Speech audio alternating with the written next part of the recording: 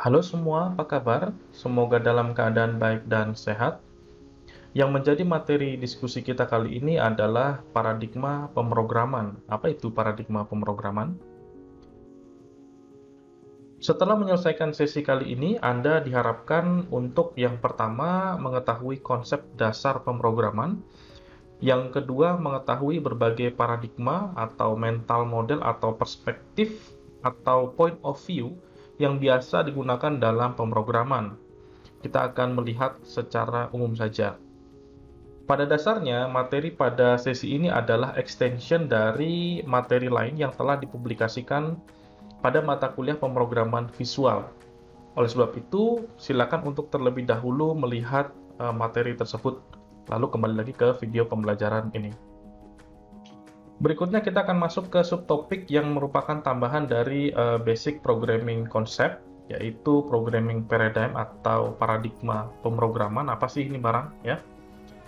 Paradigma adalah pattern atau pola atau mental model atau perspektif atau point of view yang membimbing kita atau menuntun kita dalam melihat suatu persoalan, memandang isinya, ya, suatu persoalan itu apa sih komponen di dalamnya, kemudian merancang solusi dan merealisasikan solusi yang kita rancang. Jadi perspektif ini atau paradigm itu sangat penting eh, atau sangat berperan dalam menghasilkan suatu solusi. Jadi kita akan membicarakan in general eh, paradigma seperti apa sih yang biasanya dipakai. Secara umum ada dua aliran besar ya untuk programming paradigm, ada yang imperatif dan ada yang deklaratif. Untuk imperatif, fokusnya adalah pada pengembangan how to dari suatu solusi. Jadi misalnya ini ada persoalan, lalu apa sih step by step yang perlu kita lakukan sehingga persoalan itu solve atau persoalan itu bisa diselesaikan. Nah, how to-nya, step by step-nya, nah itu yang penting pada konsep imperatif. Ya, jadi untuk imperatif fokusnya adalah bagaimana menyelesaikan persoalan step by step. Ya, step by step-nya apa? Nah, itu untuk imperatif. Nah, imperatif sendiri ada dua yang umum, ada prosedural yang kita akan pakai, ya, step by step-nya detail. Kemudian object oriented yang merelasikan antara proses dengan data, ya, di binding, ya. Jadi nanti kita akan bicarakan di lain kesempatan untuk object oriented, tapi kita akan fokus ke prosedural, di mana intinya adalah step by step proses. Nah, untuk deklaratif ini ada banyak macam juga, tapi yang umum itu adalah functional. Contoh implementasi yang untuk functional ini adalah SQL, ya. HTML itu termasuk juga deklaratif, ya. Nah, untuk deklaratif ini fokus ke apa yang mau dihasilkan, ya, lebih ke what, bukan ke bagaimananya, bukan ke step by step-nya. Nanti kita akan lihat ada contohnya. Nah, berikut ini adalah contoh yang akan kita gunakan untuk membedakan antara yang imperatif dengan yang deklaratif, ya. Di sini kita punya sebuah dataset. Dataset ini adalah list, ya, list of number. Ya, numbernya ini randomly generated, ada 10 buah. Nah, kalau randomly generated bisa saja ada angka yang berulang, ada yang benar-benar mungkin beda satu sama yang lain, dan macam-macam. Banyak sekali probabilitasnya. Tapi intinya ada 10 angka yang acak, ya. Ini kita masukkan dalam sebuah list, ya, dalam sebuah semacam array gitu. Kemudian tantangannya adalah eh, ambil semua item yang nilainya 5. Jadi kemungkinan angka 5 itu muncul beberapa kali kan. Bisa satu, bisa dua, bisa tiga, bisa 10-10-nya ini angka 5 semua, atau bisa jadi 5 itu tidak ada sama sekali, ya, karena randomly generated. Jadi tantangannya adalah mengambil semua item yang nilainya angka 5, ya. Itu challenge-nya. Nah, kita akan lihat coba seperti apa sih bedanya antara imperatif dengan deklaratif.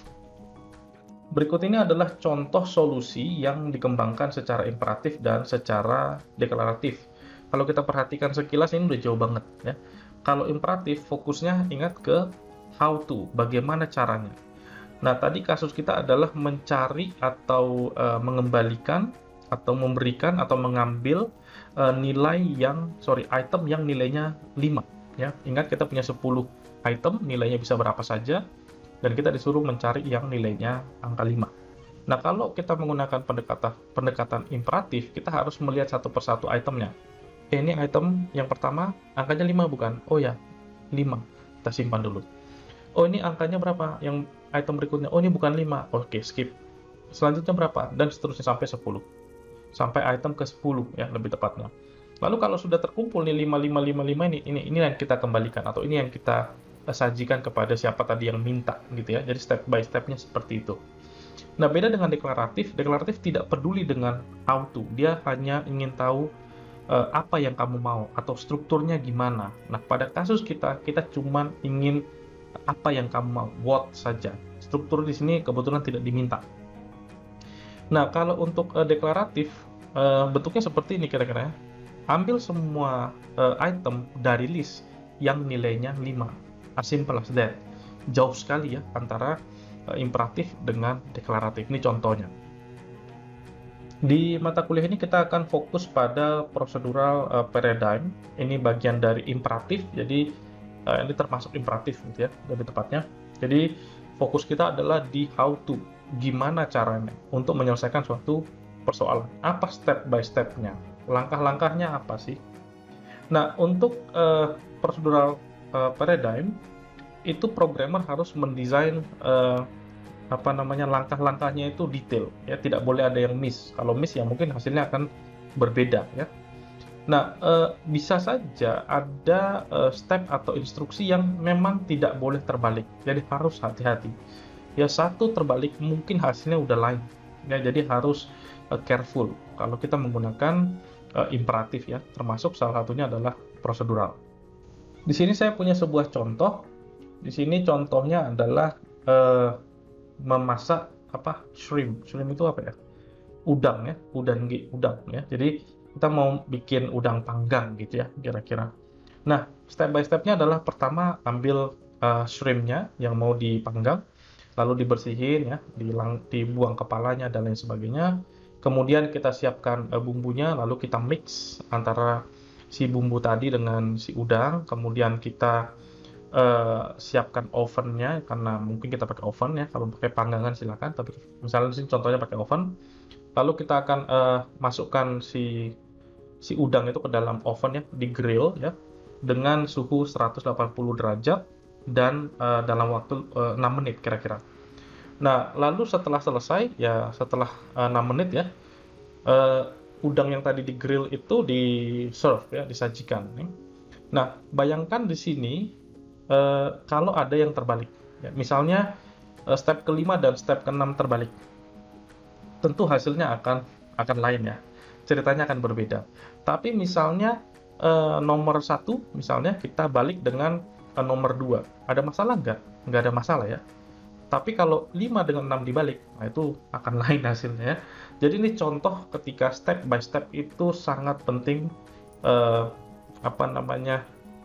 flow-nya ya, jangan sampai kebalik. Ya mungkin ada yang bisa dibalik, tapi mostly biasanya jangan sampai terbalik karena hasilnya bisa tidak sesuai dengan harapan. Baik, itu saja untuk sesi kali ini. Kita akan ketemu lagi di sesi-sesi yang lain. Semoga bisa bermanfaat. Ciao.